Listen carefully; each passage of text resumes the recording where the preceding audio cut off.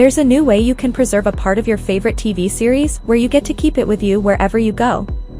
Netflix series Love, Death and Robots uses QR codes to engage viewers and gift them with free artworks that can be downloaded as an image or minted as a non-fungible token, or NFT. NFTs are digital assets that can be bought and sold online, often using cryptocurrency. They can be art, music, videos, or game items.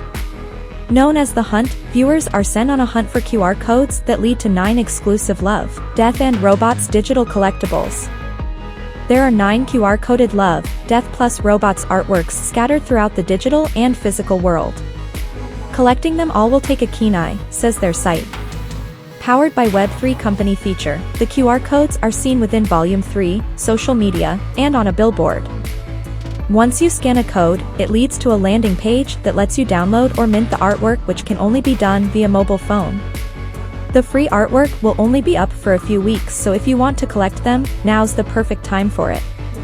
With the way that they played around with the digital and physical world, there's no denying that this marketing campaign is genius. QR codes have proven to be effective at engaging users in your campaign. Go to qrcode-tiger.com to start making your own QR code-powered campaigns today.